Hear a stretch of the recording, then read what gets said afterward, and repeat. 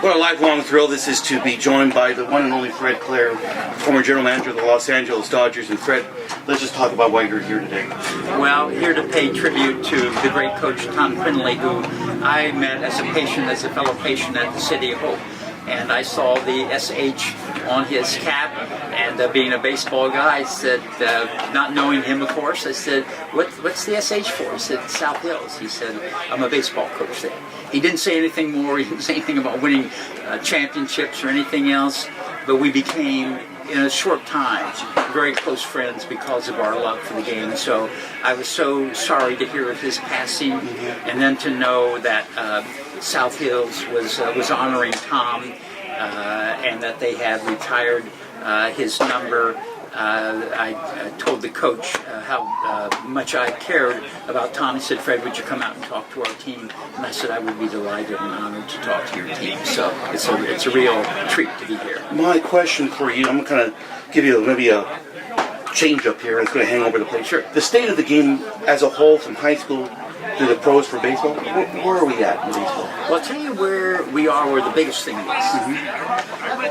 We saw it here today. The thing that has changed the least is the player. These players playing the game at the high school level, players love the game, want to be better at the game. So we have a lot of influencing factors that have changed the game dramatically in terms of the whole scope of it, and certainly from a financial standpoint, the game has been changed. And when I say that, I don't begrudge any player any salary. I truly don't. Only as it impacts the club's ability to make the price available to the average fan, because what is mandatory is that we continue not only to bring in young players, but young fans into the game. We cannot afford to price the fans out of the game. So let's get out of the way of the players and let them play the game and let the fans enjoy the game, and we will be ahead of where we are at this moment. I would be remiss if we didn't ask maybe one or two questions about your former employer.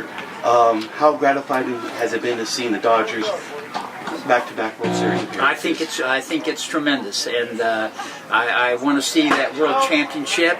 I won't say I'm getting tired of being introduced as the last general manager to win a World Championship, but I think it is time to let somebody else take that bow. But I would, many great friends, and the Dodgers also have been very supportive. I've had 2 tournaments to benefit the City of Hope.